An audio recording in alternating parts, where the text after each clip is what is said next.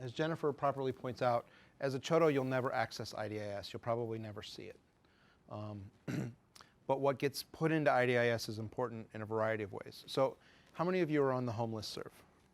Like you get emails about the home program. Every month you've been getting an email that says like the national home reports are ready. You probably just delete it. Okay? That's fine. The data for those reports is pulled from IDIS. And that report, it's a series of national roll-ups.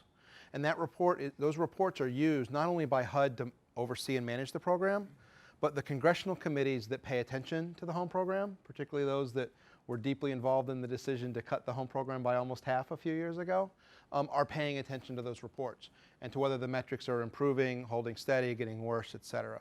So it's really important collectively that we're getting good data to the PJs, that we're reporting. You know, nobody likes to report. Like, I don't like to report. I hate doing my reports at the end of the month. I hate doing my timesheet at the end of the month. It's no fun, right? Like, we like to do the work.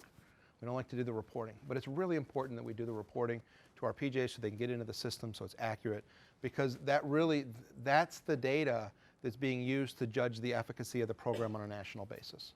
And some of the problems that we ran into a few years ago really were static in the data. It was just junk reporting, okay? And those of us that are deeply involved in the program knew that there was some static in the data. But at the end of the day, when the Washington Post, was looking at that data, and when the congressional committees were looking for an excuse to sort of hammer the program, they were looking at that data. It didn't matter that we said, some of that isn't really real.